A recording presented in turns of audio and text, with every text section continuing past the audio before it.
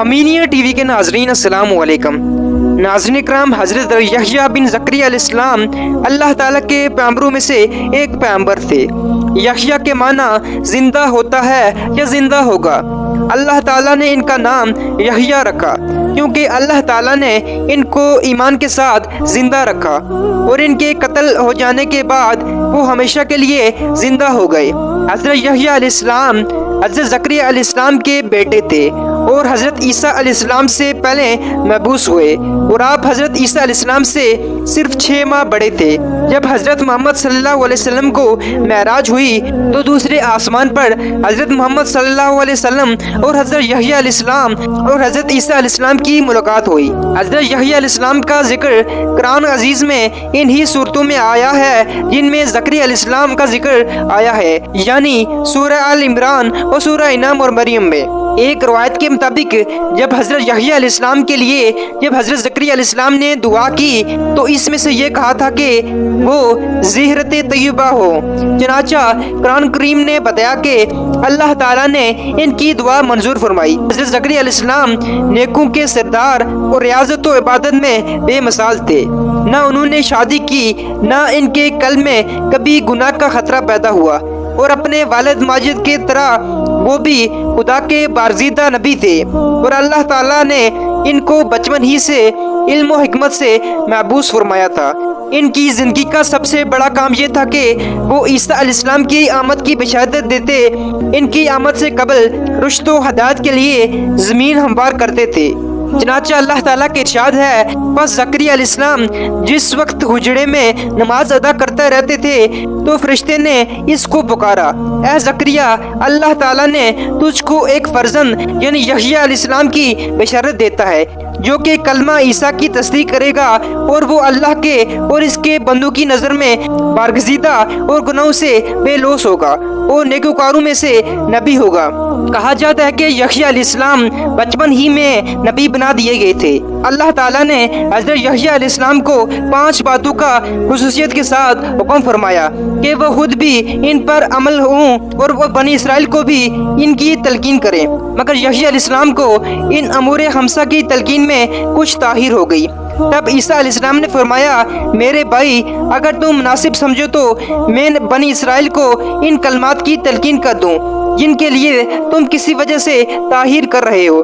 حضرت یحییٰ علیہ السلام نے فرمایا، بھائی، میں اگر تم کو اجازت دے دوں اور خود تعمیل حکم نہ کروں تو مجھے خوف ہے کہ کہیں مجھ پر کوئی عذاب نہ آ جائے، اس لیے میں ہی پیش قدمی کرتا ہوں۔ چنانچہ انہوں نے بنی اسرائیل کو بیت مقدس میں جمع کیا، اور جب بیت مقدس بڑھ گئی تو واضح بیان کیا اور ارشاد فرمایا کہ اللہ تعالیٰ نے مجھ کو 5 باتوں کا حکم کیا ہے اور میں خود بھی ان پر عمل کروں اور تم کو بھی عمل کی تلقین کروں، اور وہ 5 احکام یہ ہیں کہ پہلا حکم یہ ہے کہ اللہ تعالیٰ کے سوا کسی کی عبادت نہ کرو، نہ کسی کو اس کا شریک بناؤ، کیونکہ مشرک کی مثال اس غلام کی سی ہے جس کو اس کے مالک نے اپنے روپیے سے خریدا، مگر غلام نے یہ وطیرہ اختیار کر لیا کہ جو کچھ کماتا ہے وہ مالک کے سوا ایک دوسرے شخص کو دے دیتا ہے۔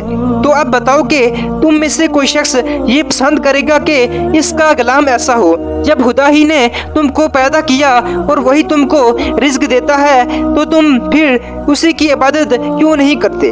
اور دوسرا یہ کہ تم خوشی و خضوع کے ساتھ نماز ادا کرو، کیونکہ جب تک تم نماز میں کسی دوسرے جانب متوجہ نہ ہوگے اللہ تعالیٰ برابری تمہارے جانب رضا و رحمت کے ساتھ متوجہ رہے گا۔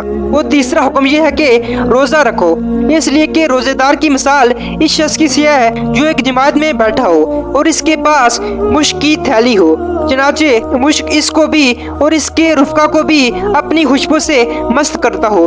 چوتھا حکم یہ ہے کہ مال میں سے صدقہ نکالا کرو، کیونکہ صدقہ کرنے والے کی مثال اس شخص کی ہے جس کو اس کے دشمنوں نے اچانک پکڑا ہوا ہو اور اس کے ہاتھوں کو گردن سے باندھ کر قتل کرنے کے لیے لے چلے ہوں، اور اسی نا امیدی کی حالت میں وہ یہ کہے، کیا یہ ممکن ہے کہ میں مال دے کر اپنی جان چھڑا لوں؟ اور وہ اپنی جان کے بدلے اپنی دولت قربان کر دے۔ اور 5واں حکم یہ ہے کہ نیند رات میں کثرت سے اللہ کا ذکر کرتے رہا کرو، کیونکہ ایسے شخص کی مثال اس شخص کی ہے جو दुश्मन से भाग रहा हो और दुश्मन तेजी के साथ इसका ताक़ब कर रहा हो और वो भागकर वो किसी मजबूत किले में पनाह गिज़ीर हो और दुश्मन से महफूज हो जाए। बिलाशुबा इंसान के दुश्मन शैतान के मुकाबले में जिक्र अल्लाह के अंदर मशगूल हो जाना एक मजबूत किले में महफूज हो जाना है। चनाचा एक मरतबा इनके वालिद हज़रत ज़करिया अलैहिस्सलाम ने जब इनको जंगल में तलाश करके पा लिया तो इनसे फरमाया,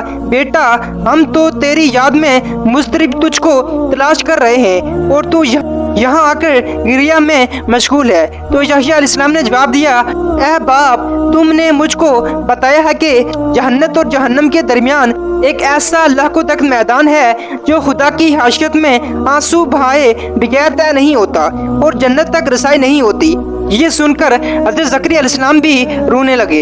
हज़रत यहया अलैहिस्सलाम ने जब खुदा के दीन की मनादी शुरू कर दी तो लोगों को ये बताने लगे कि मुझसे बढ़कर एक और खुदा का पैगंबर आने वाला है।